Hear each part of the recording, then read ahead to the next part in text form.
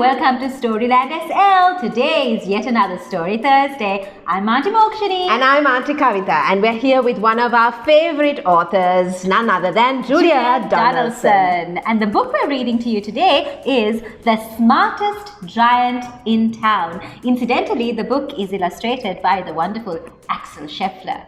Shall we begin? Let's. George was a giant, the scruffiest giant in town. He always wore the same pair of old brown sandals and the same old patched-up gown.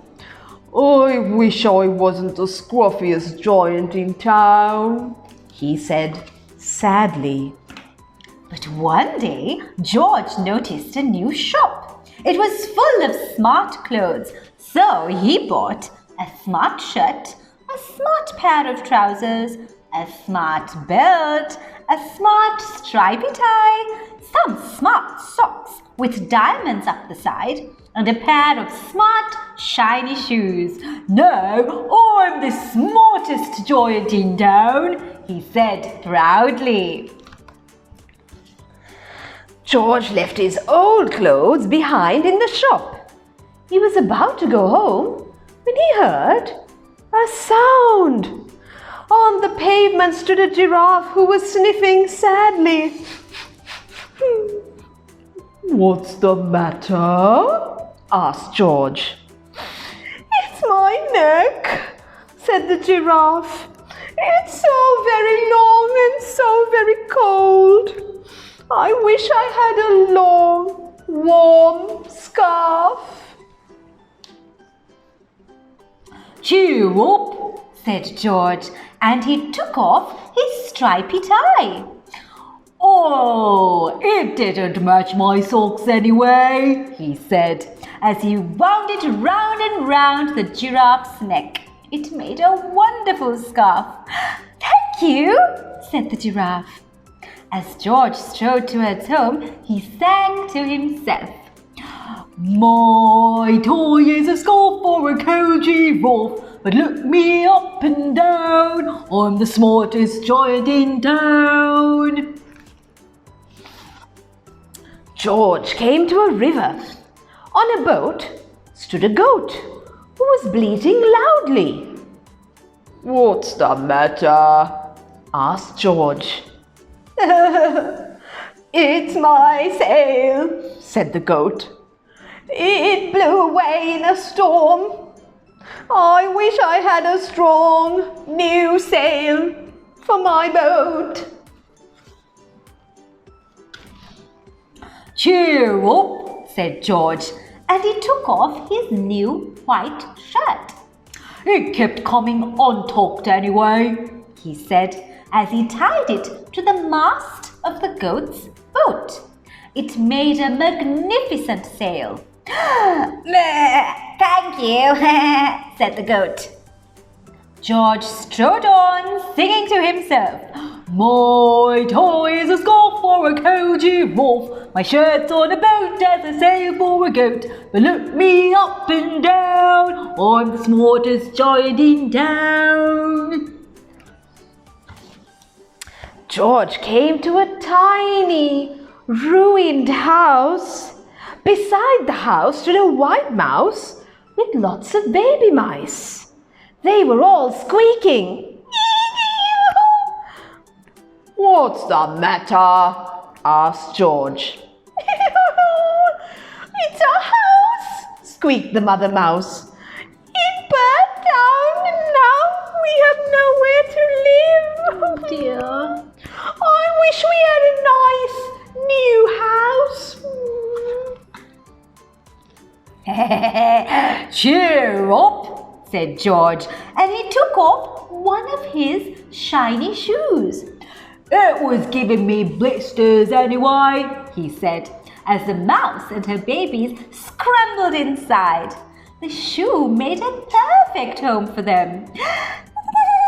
"Thank you," they squeaked. George had to hop along the road now, but he didn't mind. As he hopped, he sang to himself. "My toy is a scarf scarf for a cold giraffe. My shirt's on a boat as a sail for a goat. My shoe is a house for a little white mouse. But look me up and down, I'm the smallest joint in town. George came to a campsite. Beside a tent stood a fox who was crying. "What's the matter?" asked George. "Oh, it's my sleeping bag," said the fox. "I dropped it in a puddle. I wish I had a warm, dry sleeping bag. Oh." Cheer up, said George, and he took off one of his socks with diamonds up the side.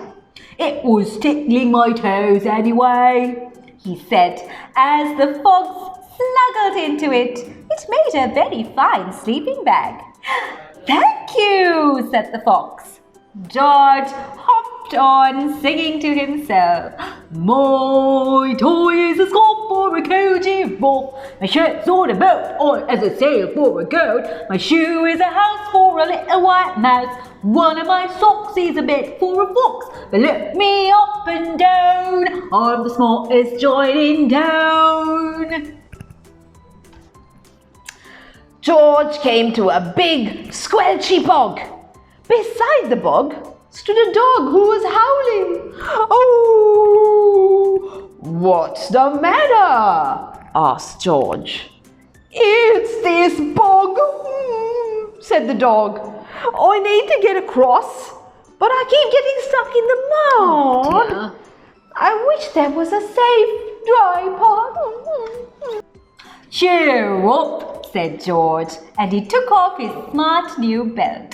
It was squashing my tummy anyway, he said, as he laid it down over the bog. It made an excellent path. Thank you, said the dog. The wind started to blow, but George didn't mind. He hopped on, singing to himself. My toy is a scarf for a cold giraffe. My shirt's on a boat, there's a sail for a goat. My shoe is a house for a little white mouse. One of my socks is a bed for a fox. My belt helped a dog who was crossing a bog. But my trousers are falling down. I'm the coldest joint in town. Suddenly George felt sad and shivery and not at all smart. He stood on one foot and thought, "I'll have to go back to the shop and buy some more clothes." Oh dear, he decided. He turned around and hopped all the way back to the shop. But when he got there, it was closed. Oh no! Cried George. He sank down onto the doorstep, and a tear ran down his nose.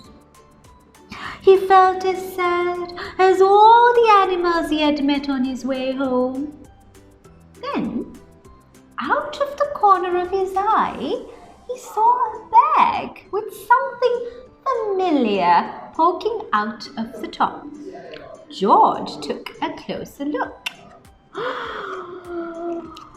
"My gown!" he yelled. "My dear old gown and sandals!" George put them on. They felt wonderfully comfortable. "I'm the coziest giant in town," he cried, and he danced back home along the road.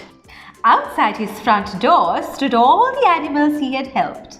They were carrying an enormous present. "Come on, George!" they said. "Open it! Open it! Open it!" George untied the ribbon. Inside was a beautiful gold paper crown and a card. "Look inside the card, George! Look inside!" said the animals. George put the crown on his head and opened the card. Inside it said, "Your tie is a scarf for a cold giraffe. Your shirt's on a boat as a sail for a goat. Your shoe is a house for a little white mouse. One of your socks is a bed for a fox. Your belt helped a dog who was crossing a bog. So here is a very fine crown to go with the sandals and gown for the kindest giant in town. We hope you enjoyed the story. And don't forget, if you haven't done so yet, you can always subscribe to our YouTube channel and give us a like if you like the story. Don't forget that you can also catch us on Instagram and Facebook. But for today, that's all from us at Storyland SL. Bye.